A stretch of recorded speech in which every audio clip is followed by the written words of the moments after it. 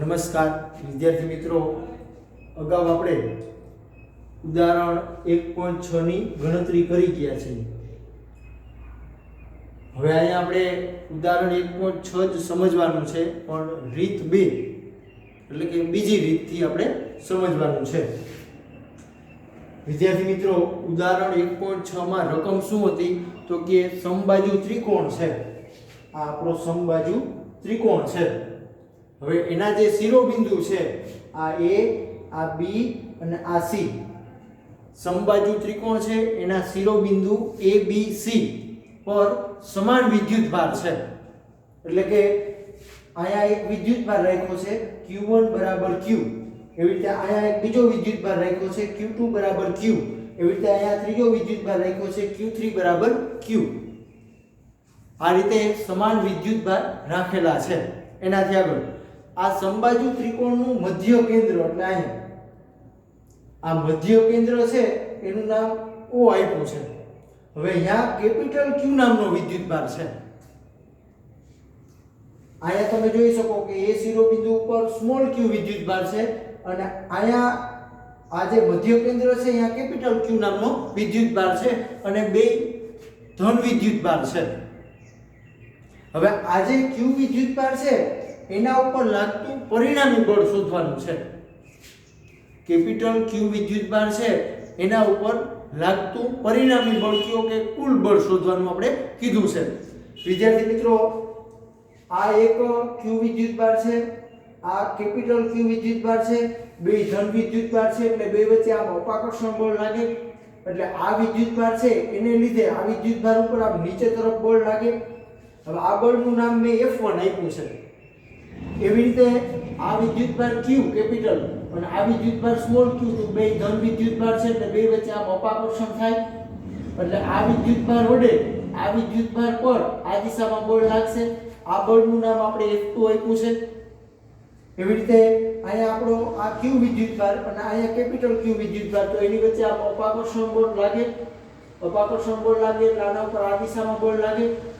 હવે આ જે બળ છે એનું નામ આપણે F3 આપ્યું છે. એટલે આ જે કેપિટલ Q વિદ્યુતભાર છે એના ઉપર તમે જોઈ શકો ત્રણ બળ લાગે છે. એક નીચે તરફ બળ લાગે છે, એક આ દિશામાં બળ લાગે છે અને એક આ દિશામાં બળ લાગે છે. હવે આ બળ કેટલું લાગે ઈ જાણવું હોય તો એના માટે પાછો આપણી પાસે કુલમ્બનો નિયમ છે. એના માટે આપણી પાસે કુલમ્બનો નિયમ છે. આ એક વિદ્યુતભાર છે, આ બીજો વિદ્યુતભાર છે, બરાબર. આ બે વચ્ચે વિદ્યુત બળ લાગે એના માટે કુલમ્બનો નિયમ છે. કેટલું લાગે? તો કે આપણી પાસે સૂત્ર છે કે F બરાબર K. એક વિદ્યુતભાર આપણો થયો Q, બીજો વિદ્યુતભાર આપણો થયો કેપિટલ Q, બરાબર. એક વિદ્યુતભાર Q, આ બીજો વિદ્યુતભાર કેપિટલ Q, અને છેદમાં અહીંયા અંતર આવશે. હવે આ અંતર છે એ સૌથી પહેલા આપણે જાણવું પડે. આ જે અંતર છે, આ અંતર A થી શરૂ કરી અને O સુધીનું આપણે અંતર જાણવું પડે, કારણ કે અહીંયા આ અંતરનો વર્ગ આવશે. એટલે વિદ્યાર્થી મિત્રો, સૌથી પહેલા આપણે આ અંતર જાણવું પડે. અત્યારે હું માનો કે અંતરને r કહી દઉં તો r નો વર્ગ આમ થશે. દિશા કઈ થશે? આ નીચે તરફની દિશા થઈ એટલે A થી O દિશા થઈ. AO દિશામાં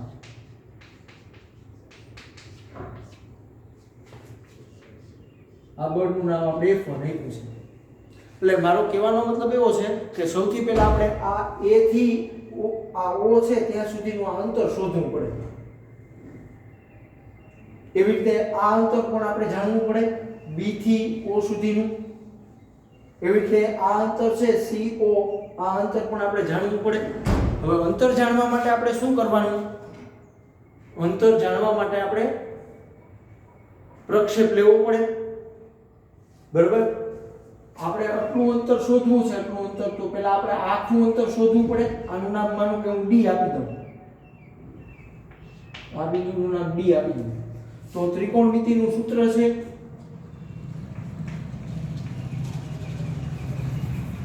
કે AO બરાબર 2/3 ગુણ્યા AB. ત્રિકોણમિતિમાં આવું સૂત્ર છે કે આ આટલું માપ છે, જો આ મધ્ય કેન્દ્રથી A સુધીનું માપ છે, આ માપ શોધવું હોય બરોબર, તો 2/3 ગુણ્યા AD, AD એટલે આખું માપ. હવે પહેલા તો આપણે AD માપ છે, આ AD માપ આખું ઈ માપ આપ્યું નથી, એટલે આ માપ શોધવા માટે આપણે પ્રક્ષેપનો સહારો લેવો પડે. બરોબર વિદ્યાર્થી મિત્રો, આ આપણો AC છે, આ AC આમ ત્રાસો, એનો આપણે આમ પ્રક્ષેપ લેવો પડે. જો આમ છે એનો આપણે આમ પ્રક્ષેપ લેવો પડે, તો એના માટે આપણે ખૂણો જાણવો પડે. આ સમબાજુ ત્રિકોણ છે, આ સમબાજુ ત્રિકોણ, તો આ આખો ખૂણો 60 અંશનો હોય તો આ આટલો ખૂણો 30 અંશનો થાય.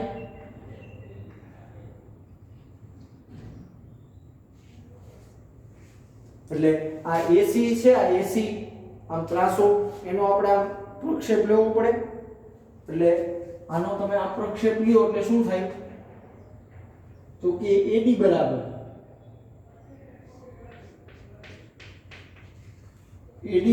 શું થાય, AC cos 30 અંશ થશે.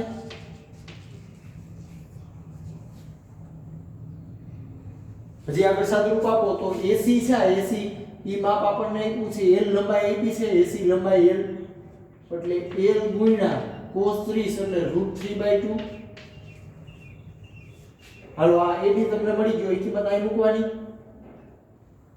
2/3 AD દેખાય, અહીંયા તમારે આ કિંમત લેવાની થાય L ગુણ્યા √3/2. તો આ 2 2 કેન્સલ થઈ જાય. આ √3 છે અને આ 3 છે, 3, તો અહીંયા તમે આ 3 છે અહીંયા આમ લખી શકાય √3 ગુણ્યા √3. આ 3 છે એને બદલે તમે આમ લખી શકો √3 ગુણ્યા √3, એટલે આ એક √3 કેન્સલ થઈ જશે. એટલે અહીં શું વધ્યું, તો કે L ના છેદમાં √3 વધ્યું. આ AO બરાબર મળ્યું. વિદ્યાર્થી મિત્રો, આ આટલું અંતર તમને મળ્યું. હવે આ જેટલું માપ હોય, આ માપ એટલું જ માપ આ હોય, કારણ કે સમબાજુ ત્રિકોણ છે, એટલું જ માપ પાછું આ હોય. એટલે અર્થ એવો થાય કે AO બરાબર BO બરાબર CO બરાબર L ના છેદમાં √3. આ રીતે આ અંતર છે એ બધા સરખા છે. હાલો હવે આપણે એનાથી આગળ વધી. અંતર આપણા સરખા છે.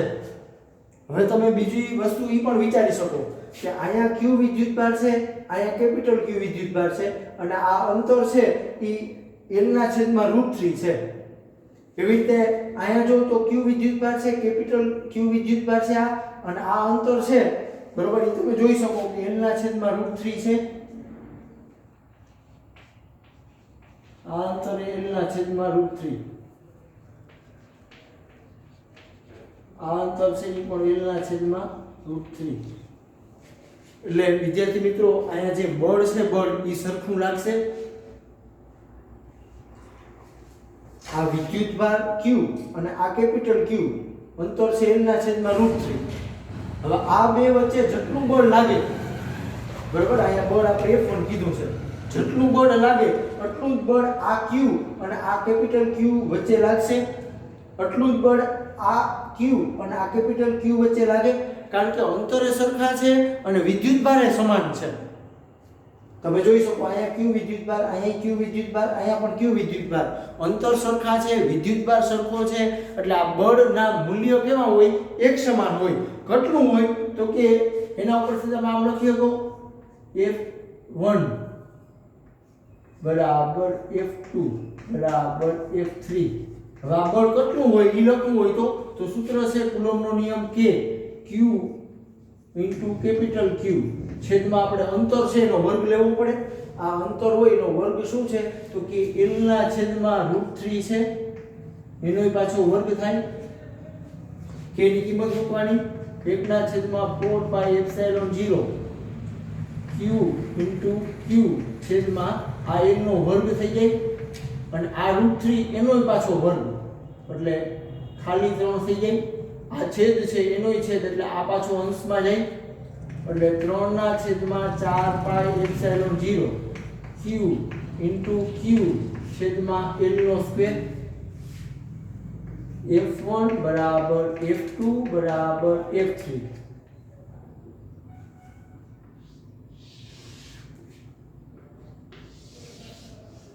વિદ્યાર્થી મિત્રો, અંતર સરખા છે, શિરોબિંદુ ઉપર વિદ્યુતભાર સરખો છે, એટલે બળ છે એના મૂલ્ય બધેના એક સમાન હશે. દિશા અલગ અલગ હશે. તમે જોઈ શકો કે આ બળ છે એ આમ નીચે તરફ લાગે છે, આ બળ આ દિશામાં લાગે છે, અહીંયા બળ આ દિશામાં લાગે છે. દિશા અલગ અલગ હશે પણ મૂલ્ય એનું કેવું હશે? સરખું જ હશે આ ત્રણેયનું. હજી આનાથી આગળ તમે આ સરખા મૂલ્ય છે એટલે અહીંયા આમે લખી શકાય F ડેશ. બરોબર, સરખા છે તો આપણે F ડેશ બરાબર એટલા મળે એવું પણ તમે કહી શકો. હવે એનાથી આગળ હવે આપણે ગણતરી કરવાની છે. અહીંથી આપણી રીત છે એ બદલશે. હવે વિદ્યાર્થી મિત્રો, આપણું આ મધ્ય કેન્દ્ર છે, આ મધ્ય કેન્દ્ર O, એને આપણે યામાક્ષ પદ્ધતિના ઉગમ બિંદુ તરીકે લેવાનું. મધ્ય કેન્દ્રને યામાક્ષ પદ્ધતિના આપણે ઉગમ બિંદુ તરીકે લેવાનું અને એક યામાક્ષ પદ્ધતિ આપણે લઈ. હાલો હવે આપણે યામાક્ષ પદ્ધતિ છે એ આ પ્રમાણે લઈએ. અને આપણે એક અક્ષ લઈ લઈએ, ધન એક અક્ષ. મધ્ય કેન્દ્ર O છે એને યામાક્ષ પદ્ધતિના ઉગમ બિંદુ તરીકે લઈ. બરોબર, આપણે યાદચ્છિક રીતે યામાક્ષ પદ્ધતિ લઈ શકાય. હવે આ આપણી ઋણ એક અક્ષ કહેવાય. એવી રીતે આમ ઉપર તરફ y અક્ષ આવશે, ધન y અક્ષ, તો આમ નીચે તરફ ઋણ y અક્ષ આવશે. બરાબર સમજો વિદ્યાર્થી મિત્રો, આ આપણી x અક્ષ છે અને આ આપણી આમ y અક્ષ છે અને મધ્ય કેન્દ્ર છે એને આપણે ઉગમ બિંદુ તરીકે લઈ લઈએ. હવે એનાથી આગળ આ ખૂણો આપણો ત્રિશંકનો થાય છે. સમબાજુ ત્રિકોણ છે તો આ આખો ખૂણો 60 અંશનો હોય પણ આ એનો દ્વિભાજક થયો જો, એટલે આ ત્રિશંકનો થાય. હવે આ ત્રિશંકનો હોય તો આ પણ ત્રિશંકનો ખૂણો થાય, કારણ કે આ આપણી BC, આ BC અને આ આપણી એક અક્ષ બે કેવી છે? સમાંતર છે. બરોબર, આ આપણી બે રેખા છે અને આ એની છેદિકા થઈ. આ ખૂણો જો ત્રિશંકનો હોય તો આ ખૂણો પણ ત્રિશંકનો હોય. એવી જ રીતે આ ખૂણો આપણો ત્રિશંકનો છે તો આ ખૂણો પણ આપણો ત્રિશંકનો જ થાય. હવે આપણે આ બળો છે એની વાત કરવાની થાય છે. વિદ્યાર્થી મિત્રો, આ ઋણ એક અક્ષ છે, ઋણ એક અક્ષ, એની સાથે આ નીચે તરફ બળ લાગે છે F1 બળ, એનો ખૂણો અહીંયા તમે જોઈ શકો 90 અંશનો છે.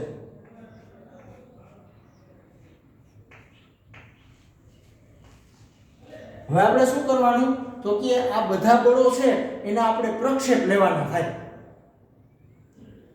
બધા બળો છે એના આપણે પ્રક્ષેપ લેવાના થાય. સૌથી પહેલા આપણે આ બળની વાત કરી F1 બળની, તો હું અહીંયા અલગથી આકૃતિ દોરું છું.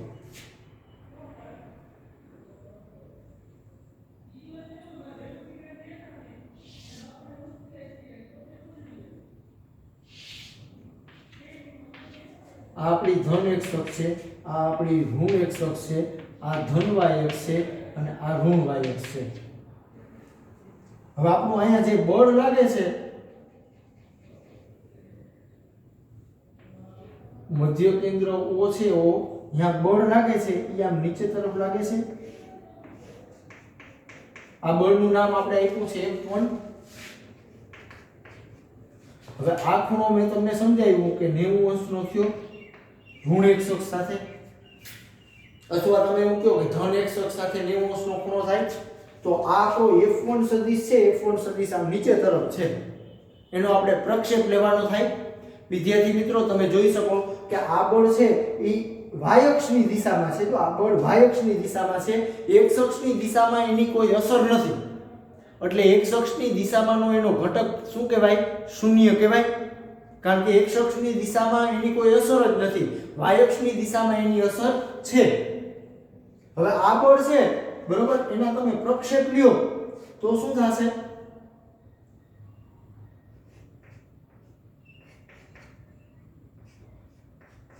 તો f1 cos 90 એકમ સદિશ I પ્લસ f1 sin 90 એકમ સદિશ J। વિદ્યાર્થી મિત્રો આ ઉપર ધન y અક્ષ છે તો આ નીચે તરફ ઋણ y અક્ષ છે તો આ જે છે જે એકમ સદિશ જે એ આપણે માઈનસ લેવો પડે બરોબર। તમે આમ પણ લખી શકો અહીંયા પ્લસ લખો અને અહીં માઈનસ જે લખો તોય આવે। આ અસર નીચે તરફ છે એટલે માઈનસ y ની દિશામાં છે તો માઈનસ જે લેવો પડે। હવે cos 90 હોય એટલે એનો જવાબ 0 આવે એટલે આ પદ આપણું શૂન્ય થઈ ગયું। આ આટલું જે આપણું પદ છે આ પદ એ આપણું શૂન્ય થઈ જાય। તમે ડાયરેક્ટ પણ વિચારી શકો કે આ બળ આમ નીચે તરફ લાગે છે તો x અક્ષની દિશામાં આની કોઈ અસર નથી એટલે આનો x અક્ષની દિશામાંનો ઘટક છે એ શૂન્ય થાય એટલે મળ્યું શું તો કે fa બરાબર f1 જો માઈનસ f1 sin 90 j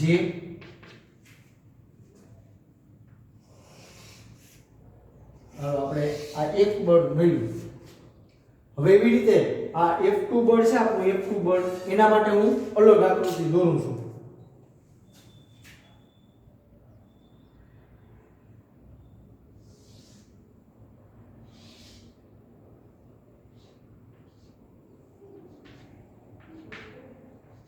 આ ધન x અક્ષ છે આ ઋણ x અક્ષ છે આ ધન y અક્ષ છે આ ઋણ y અક્ષ છે।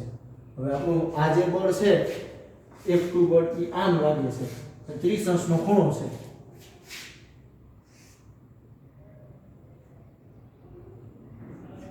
આ 30 અંશનો ખૂણો છે। આપણું બળ છે એનું નામ છે F2 સદિશ F2। તો આના તમારે પ્રક્ષેપ લેવા પડે।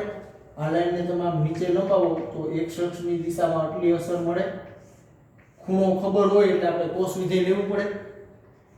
F2 cos 30 અંશ જો આ દિશામાં ઘટક મળ્યો ધન x અક્ષની દિશામાં આ લાઈનને આમ આગળ લંબાવો એટલે y અક્ષની દિશામાં અસર મળે। F2 sin 30 અંશ આવશે। તો વિદ્યાર્થી મિત્રો આ બે બળો છે એને આપણે માનો કે FB વડે દર્શાવી સદિશ FB બરાબર આ આપણો x અક્ષની દિશામાંનો ઘટક છે એટલે F2 cos 30 અંશ જો આ x ધન x અક્ષની દિશામાં છે એટલે એકમ સદિશ I લેવો પડે પ્લસ આ આપણો ઘટક છે y અક્ષની દિશામાંનો F2 sin 30 અંશ એકમ સદિશ J।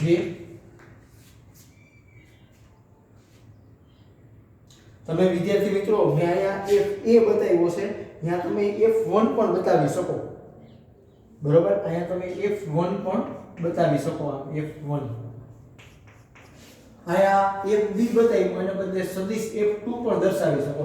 જો અહીંયા સદિશ છે ને અહીંયા ખાલી F2 છે બરાબર સમજો આ મૂલ્ય હશે આ સદિશ છે। હાલો એવી રીતે હવે આપણે આ જે બળ લાગે છે ત્રીજું બળ એની હું અલગથી આકૃતિ દોરું છું।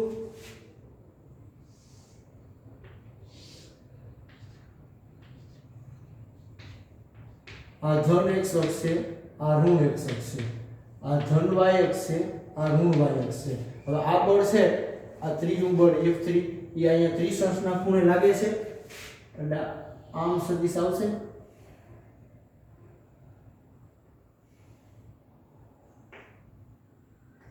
F3 સદિશ છે અને આ ખૂણો 30 અંશનો છે તો x અક્ષની દિશામાં પ્રક્ષેપ લ્યો એટલે આટલી અસર મળે। ખૂણો ખબર હોય એટલે cos વિધેય લેવાનું F3 cos 30 અંશ આ લાઈનને તમે આ બાજુ લંબાવો એટલે y અક્ષ ઉપરની અસર મળે F3 sin 30 અંશ। હવે આને આપણે સદિશ સ્વરૂપે લખવું હોય તો F3 બરાબર આ ઋણ x અક્ષની દિશામાં ઘટક છે જો તો માઈનસ F3 cos 30 અંશ એકમ સદિશ I જો x અક્ષની દિશામાં ઘટક એટલે એકમ સદિશ I લેવો પડે, y અક્ષની દિશામાં ઘટક હોય તો એકમ સદિશ j લેવો પડે. આ આપણો ઘટક y અક્ષની દિશામાં છે પણ ધન y અક્ષની દિશામાં છે એટલે પ્લસ f3 sin 30 અંશ એકમ સદિશ j. હવે વિદ્યાર્થી મિત્રો તમને સદિશ f1 મળી ગયો, સદિશ f2 મળી ગયો, સદિશ f3 મળી ગયો. મતલબ એવો છે બરાબર કે આ મધ્ય કેન્દ્ર ઉપર એક બળ આમ નીચે લાગે છે, એક બળ આમ લાગે છે અને એક બળ પાછું આમ લાગે છે. તો આનું પરિણામી બળ કેટલું હોય? બરાબર તમે જોઈ શકો કે આ મધ્ય કેન્દ્ર છે એના ઉપર એક બળ આમ નીચે લાગે છે, એક બળ આમ લાગે છે, એક બળ આમ લાગે છે. હવે આનું આપણે પરિણામી બળ શોધવાનું છે. તો સંપાતપણાનો સિદ્ધાંત આપણે શીખી ગયા. જેટલા બળો લાગતા હોય એના બધેનો સદિશ સરવાળો કરવો પડે. અગાઉના લેક્ચરમાં સંપાતપણાનો સિદ્ધાંત આપણે શીખી ગયા કે દરેક સ્વતંત્ર કુલંબ બળ હોય એનો સદિશ સરવાળો કરવામાં આવે. એટલે અહીંયા આપણે પરિણામી બળ શોધવું હોય તો બધેનો સદિશ સરવાળો કરવો પડે. પરિણામી બળ F બરાબર સદિશ F1 પ્લસ સદિશ F2 પ્લસ સદિશ F3.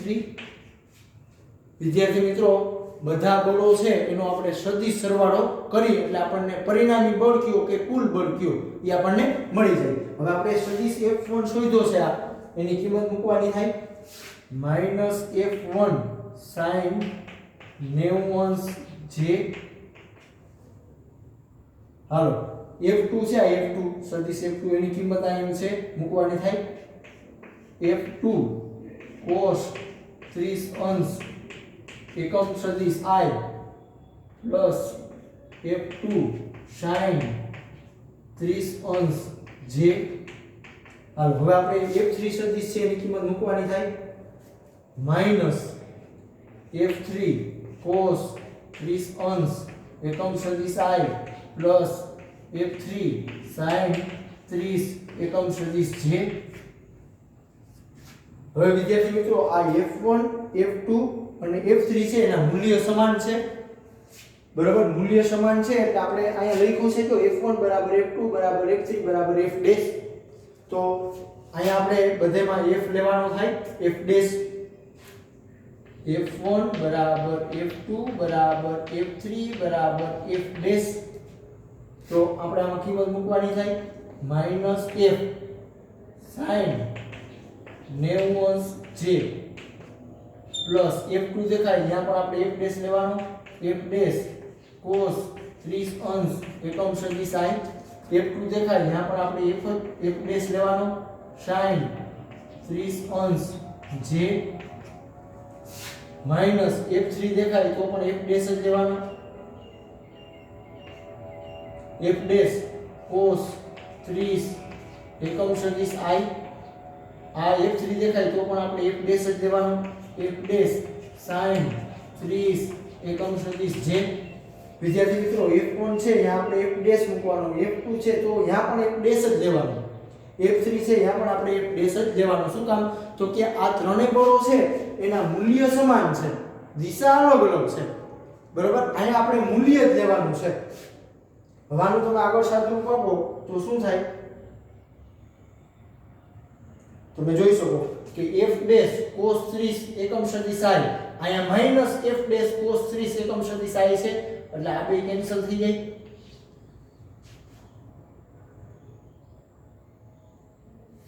હવે આ f ડેશ sin 30 અંશ છે, આ f ડેશ sin 30 અંશ છે એટલે હવે આજે આપણે આગળ ગણતરી કરી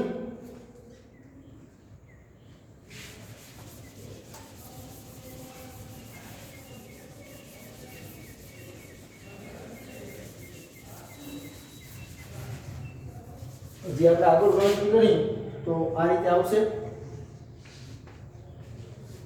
f બરાબર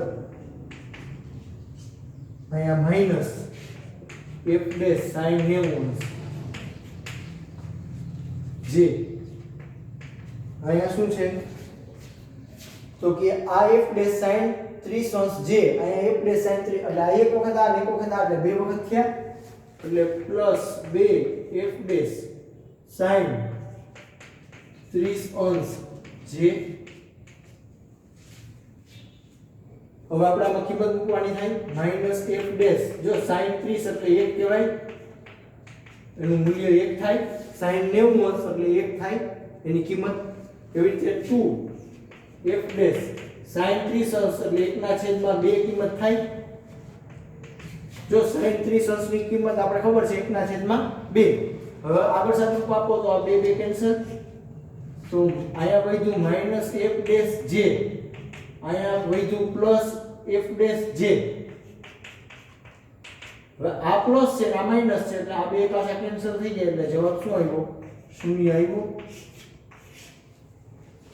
આ જે આપણે ગણતરી કરી એ સંપાતપણાના સિદ્ધાંત ઉપરથી કરી કે દરેક સ્વતંત્ર કુલંબ બળ હોય એનો આપણે સદિશ સરવાળો કરવો પડે એટલે વિદ્યાર્થી મિત્રો આ આપણી રીત 2 થઈ આ રીત 2 માં આપણે પ્રક્ષેપનો ઉપયોગ કર્યો છે બરાબર તમે જોઈ શકો કે આ જે બળ આપણું નીચે તરફ લાગે છે તો આની x અક્ષની દિશામાં કોઈ અસર નથી એટલે x અક્ષની દિશામાંનો ઘટક 0 કહેવાય y અક્ષની દિશામાં આની અસર છે કેટલી તો કે આટલી એવી રીતે આ આપણું બીજું બળ છે તો એ આમ લાગે છે તો આનો આપણે x અક્ષની દિશામાં પ્રક્ષેપ લેવાનો એવી રીતે y અક્ષની દિશામાં પ્રક્ષેપ લેવાનો એટલે એના બે ઘટકો મળે એવી રીતે આ સદિશ છે બરાબર તો આના x અક્ષની દિશામાં પ્રક્ષેપ લેવાનો આમ એવી રીતે y અક્ષની દિશામાં પ્રક્ષેપ લેવાનો બરાબર જો આપણો સદિશ આમ ત્રાસુ હોય એટલે એની બે અક્ષ ઉપર અસર હોય એવું આપણે અગાઉ 11મા ધોરણમાં પણ શીખી ગયા એટલે વિદ્યાર્થી મિત્રો ક્યારે આ ધન આવે ક્યારે આ ઋણ આવે બરાબર એ ખાસ સમજજો એટલે આ આપણી રીત 2 થઈ છે આ રીતે પણ તમે દાખલો આ ગણી શકો